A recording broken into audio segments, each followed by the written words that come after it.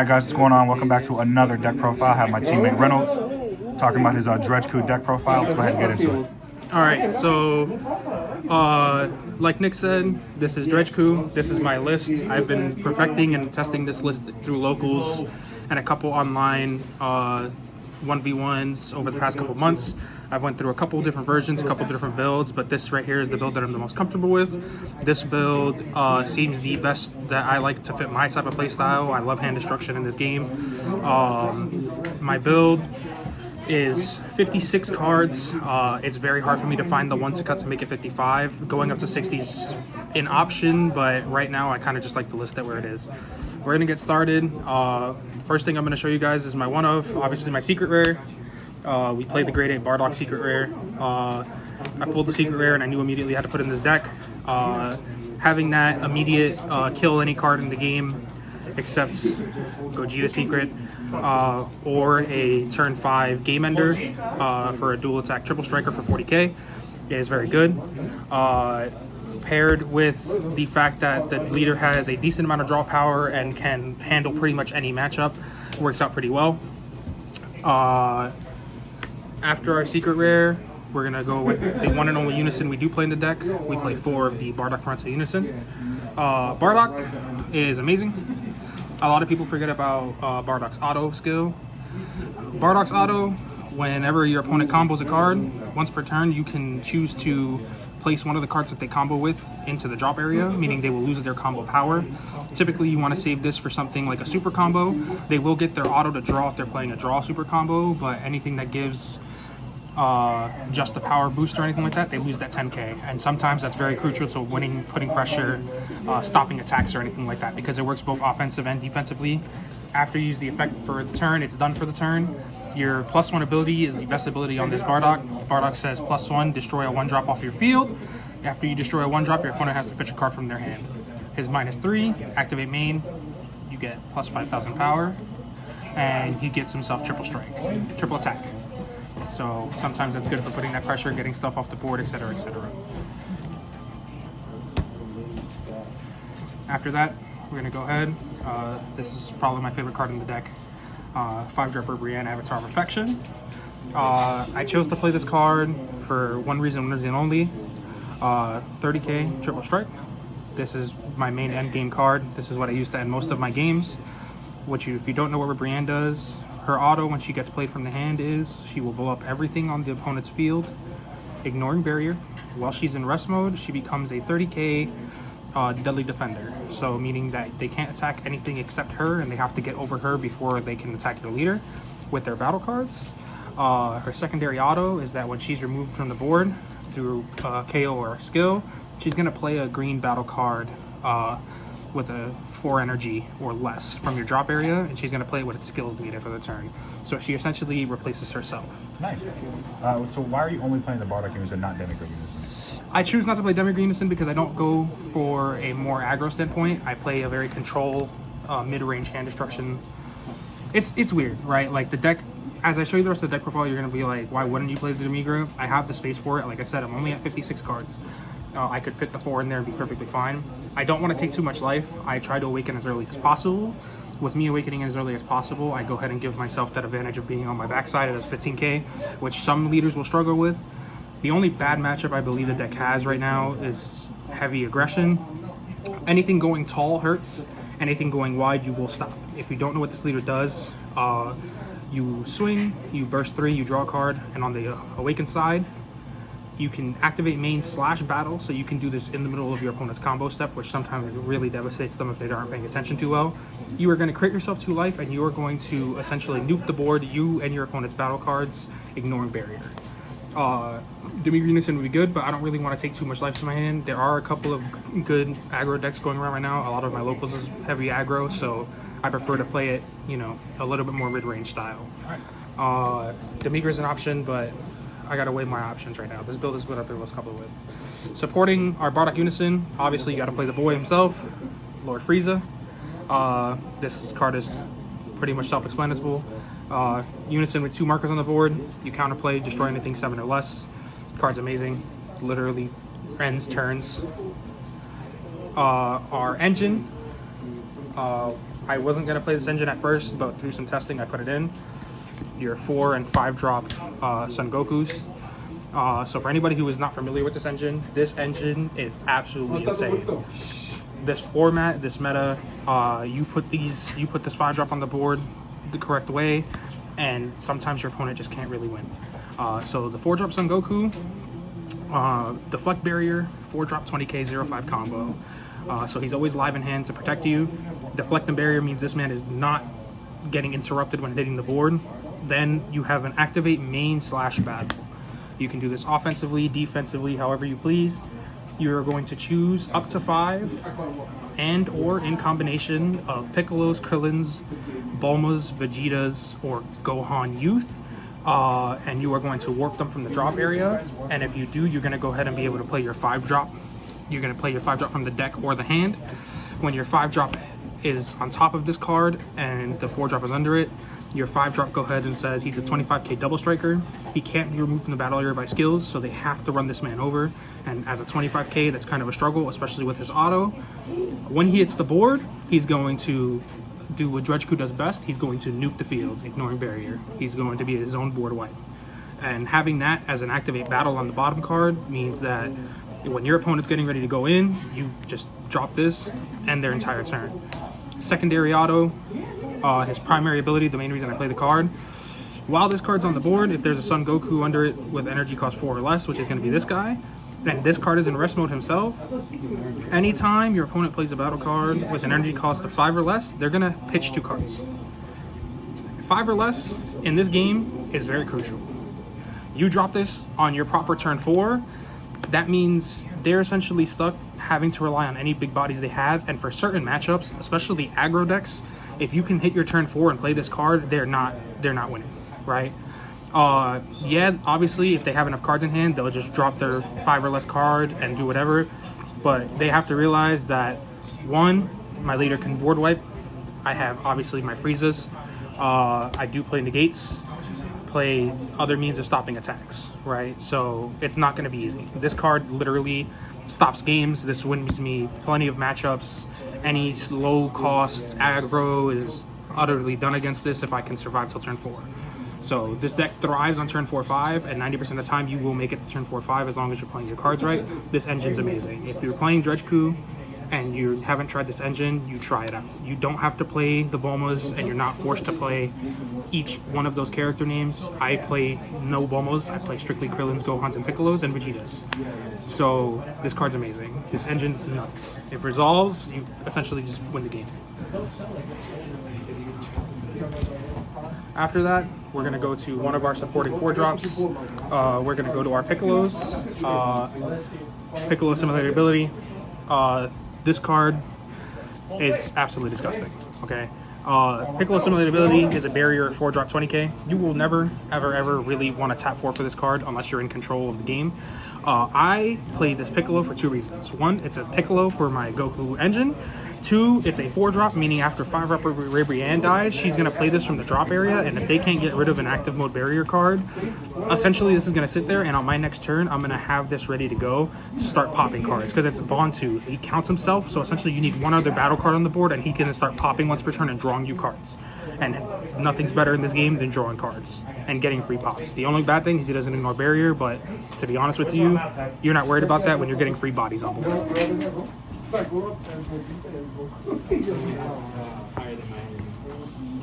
Next up, this is my second favorite card in the deck, Son Goku Power of Legend. Oh, nice. As you can tell, so far, I spent a lot of money in this deck. I've foiled out everything that I possibly could within reasonable amounts of money. Son Goku, if your leader's green, you make your opponent discard a card through a card effect. Son Goku will play himself from the hand for free. He is critical and unique. Unique meaning that you cannot put more than one of him on the board, which is, it's fair, because if you could, it'd be kind of broken. So you get a free 15 crit swinger, and on early turns in this deck, if you're able to do your turn 1, turn 2 plays, you essentially are going to have crit pressure early on in the game, and to deal with a 15k turn 1, turn 2 is kind of difficult for certain decks. You can activate main this card, which is a really, really good effect. This effect is probably super solid. Activate main, you warp him, and then you're going to go ahead and choose one of your opponent's battle cards with an energy cost of 4 or less, and you're going to warp it. So both of these cards are going to warp themselves, and then after you warp this card off the board, you're not going to be able to play another copy for that turn, but it's a good way to get it off the board for you to be able to play another one next turn if you have the resources to. 15k crit swinger that plays itself for free, that can get rid of stuff on board. You cannot go wrong playing this card. This card is absolutely disgusting. If you're playing a green leader and you're playing any sort of hand destruction, you might want to consider playing this card. I think this card is very underrated. Not a lot of people are playing green in today's meta anyway, but this card is absolutely disgusting. The all-star of the deck, obviously the card that makes this deck the deck. We play 4 Ripperand Punishing Passion. Some people like 2 of this card, some people like 3 of this card. I play this card at 4. I think this card's an absolute 4 of. You max out on this card no matter what. Thing is with Dredgku, not only are you controlling board, but like I said earlier, I love hand destruction. It's what I've played since I've started playing this game. I've been playing this game since set 1. I played OG Green Broly back in the day, even throughout the Vegeta meta. I played Cell, I played anything hand destruction that I could, and I absolutely love hand destruction. Ripperand literally tells your opponent, they give him the middle finger. When this card's in the graveyard or the drop area, you're going to tap 2 green energy, and if your leader's mono green, you're going to warp her. She's going to make your opponent pitch 2 cards from their hand. This, in contention with the 3-drop Goku, on your turn 2 or 3, will make sure that they're getting cards in the hand. This is going to be a crit swinger, potentially bleeding the resources. This deck is all about bleeding their resources. You're going to get rid of their board state. You're going to constantly pop their stuff. You're going to have answers for their high drops. You're essentially just going to play like you have no remorse for what they're doing. You don't want your opponent to play the game. Having 4 of these Ripperyands is nuts. Putting the cards in the graveyard is very easy. Like I said, your leader, every time he swings, is a burst 3. That happens on both sides of the card. It's both the autos on the awakened and unawakened side. Burst 3, draw 1. Putting these in the grave is easy money. This is easy game. And now that these have gone down in price, if you're looking to pick these up, I suggest doing it now. They are getting reprinted. This card is by no means a slacker card. You do not sleep on Ripperand. Ripperand's disgusting. One of my support cards, a little sleeper card, but not really. Because we're playing mill and we're milling ourselves out to play through our graveyard, we go ahead and we play 3 Master Roshi Kamehameha Origins. At one point I had this card at 4. For this list, after I added the Goku engine, I decided to drop it to 3. Can I play the 4th one? Yes. Would I? Maybe. It just depends. Sometimes I find this card dead in hand, and sometimes I'll mill this card without any extra cards in my graveyard. So you play this to fetch back your extra cards, which we will get to in a minute. My extra card lineup is pretty solid. It's a good lineup. Master Roshi, self-explanatory. You mill it off your guy, you tap a green energy, you're going to be able to get any negates back, you're going to be able to get your recursion back. This card's disgusting. Always believe in Roshi. We're going to get to our 1-drops now. This is going to be the supporting engine, not only for our Goku engine, but this is going to be our Bardock targets. We're going to start off with 3 Sun Gohan potential unlocked. 1-drop, barrier, unique, permanent. If you have a unison on your board and your leader is green and you have a green unison with an energy cost of 2 or more, a specified cost, you get to go ahead and you get to play this card free once per turn because he's unique.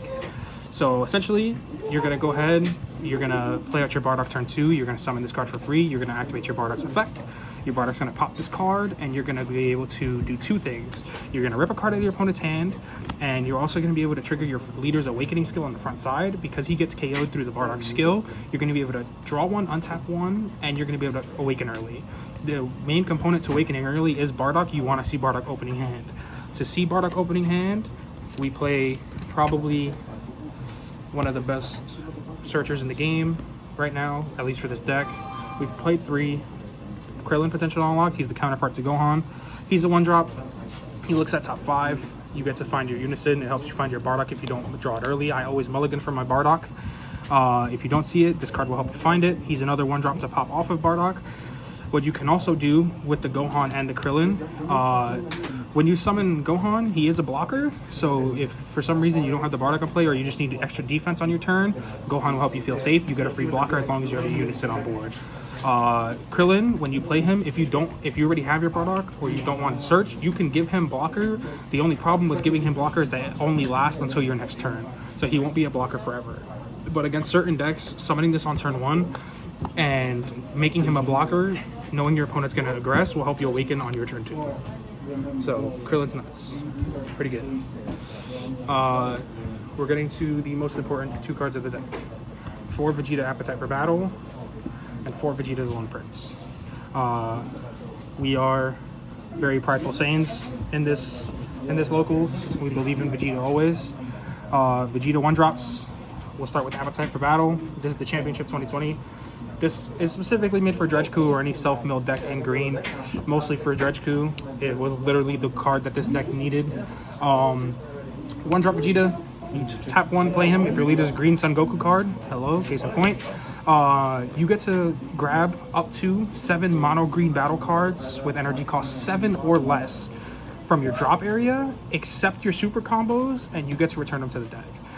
You mill yourself every time you attack.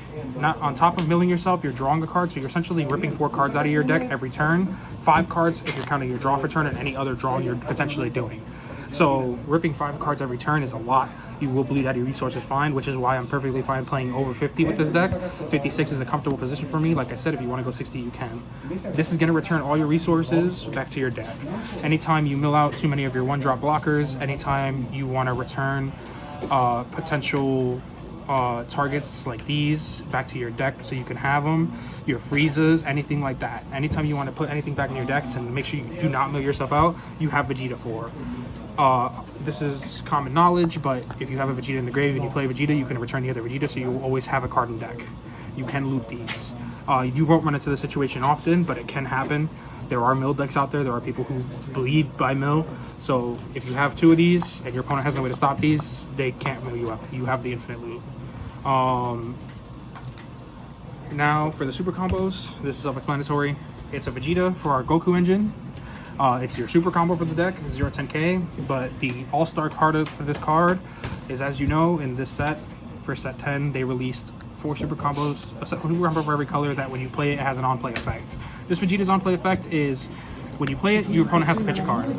So for 1 energy, you're bleeding your opponent of a resource on turn 1. It may not seem super relevant, but if you go first, which is what you want to do with this deck because you want to have the energy advantage as soon as possible, you turn 1, play Vegeta, and bleed a card out of their hand, and you potentially have the Goku to start swinging crits, because Vegeta essentially is your A1. I always tap 1 Vegeta. To be honest with you, I don't use them as super combos. I use them as cards out of hand. Drop. If you open up this Vegeta, and you open up your Bardock, your turn 1 and 2 is set. You go first, you drop Vegeta, you make him pitch a card. You Bardock turn 2, blow up your Vegeta, make him pitch another card. You're getting 2 cards out of hand. If you have the Ribrianne in the grave for turn 3, you start ripping more cards out of hand. It's very difficult for decks to keep up. It's very, very difficult. Vegeta's amazing. This is the best super combo in the deck. This is the only super combo you would play with this deck because of the Bardock combo. You cannot. You wouldn't play the new set 11 super combo? I would not. Not with Dredgku. The new set 11 super combo, the Gohan's amazing, and every other green leader with this deck, if you're playing the way I'm playing it and you want to play hand destruction, you're 100% playing the super combo. 1-drop card out of hand, and you get to combo with it off the board if you want. It's amazing. It's just too good. And like I said, even if you're not playing hand destruction, if you're playing the way the deck is meant to be played with the Goku engine, you play these anyways because they are Vegetas in your deck. So that way you're not swarming your card deck with random Vegetas and Bulmas or whatever. We're going to get to 3 1-ups in the deck. These are the things that I kind of think about all the time every time I play, but to be honest with you, they're useful when I need them, and when I don't need them, they're energy or they're cards to play. We're going to start with Annalisa and Frieza. So Annalisa and Frieza, they're both 4-drops. I play these cards for 2 reasons. I couldn't decide which one to play a 2 of, so I decided to play 1 of each, and I kind of like it as a 1 of each. They're not super necessary for the deck, but they're very strong. If you want to play more hand destruction, you would flip this over and you go ahead and play your other Annalisa. If you want to have a really cool tech to play, you want to flip this over and play 2 Frieza. The reason being is, you see how many board wipes I play in the deck. I play the Ribrianne, I play the Dredgku, I play my leader. All board wipes, all pop effects. I play Shocking Death Ball. I play 2 Shocking Death Ball. That's more pop effects. If I board wipe, even though it wipes both sides of the board, and I have my Frieza in my hand, I'm board wiping, and I get to get a free body off of it, a crit body off of it at that. So that's extra crit pressure. That's more resources to bleed, etc., etc. Piccolo, if you have Piccolo on the board and you pop, he can play. You get free crit. You can never go wrong with free crit. Annalisa, On the other hand, if you play Annalisa, Annalisa is a barrier double striker. A barrier double striker 20k that you can play off of Rubrian from the graveyard is disgusting. You can even tap 4 for this card if you have some sort of advantage, or if you have nothing else to do. If you pair this with the Bardock on board, when they combo, they're gonna have to pitch a card and you get to get rid of their combo. So you're bleeding them double the resources. Before I purchased Assimilated Abilities and decided to play the engine, I was playing for Annalisa. This was my main target for Rubrian. This card is disgusting. I've had games where I've put 2 or 3 of these on the board with my old builds, and it's been nuts. My other one of the spiciest of techs, and probably the most mandatory one of in the deck, is Android 21 Bad Omen. You're not tapping 5 for this card, you're not using her activate means a player from energy. You have a way to cheat this card out, and we're going to show you the first extra card of the deck. I play 8 extra cards, so we play 3 to save a hopeful future. Would I up the card to 4? Possibly, but to be honest with you, there's times that I draw into it when I don't want to, and it's kind of dead in my hand. To save a hopeful future, you tap 4, you play a 5 or less green card from your graveyard, and you put it into play. So you have Android 21 Bad Omen in the grave. You tap 4, you're going to play your To Save a Hope of Future, and you're going to target your Bad Omen if they're at 1 life. You play Bad Omen, you're going to crit yourself an energy, but you're going to crit their last life. It's an unavoidable damage unless they have some sort of effect negation or anything to stop them 21 from hitting the board. To Save a Hope of Future is my main recursion of the deck. This paired to Rubrian is disgusting. On turn 4, I can summon my Triple Striker. She won't get her pop effect, but she will still be a deadly defender that summons resources back from the grave. This is what you are going to use to recycle your Rubrians. This is what you are going to use to play any of your important cards that you might need. You're going to use To Save a Hope to play your Bad Omen for the last damage. You're going to use your To Save a Hope Future to play your Rubrians repeatedly. You're going to repeatedly have Rubrian on the board.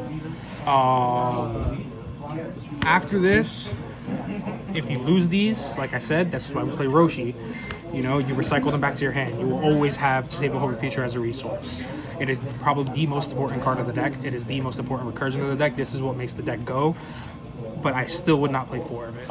I have another idea that I wanted to test, which was taking out this engine and playing Rabarna from Draftbox 5. It's a 4-drop rare, and playing Maiden Transformation. Maiden Transformation summons 2 Maiden cards or Universe 2 cards from the graveyard. If you Maiden Transformation, you get Rabarna. Rabarna hits the board and makes you pitch 2, so you can play 2 of them from the graveyard and make opponent pitch 4. I haven't tested it out yet, but if I do, I will definitely let you know. But right now, this is probably the most important card. So why aren't you playing on Frieza's Space Pod? I play enough recursion, but Phrase Pod takes up a lot of space, and most of the time I really just don't use it. Okay, cool. Our negate lineup, play 2 Shocking Death Ball and 3 Dormant Potential. Of course. Like I said, we don't do well against a hyper aggro, so having 3 Dormant is essential. I wouldn't play 4.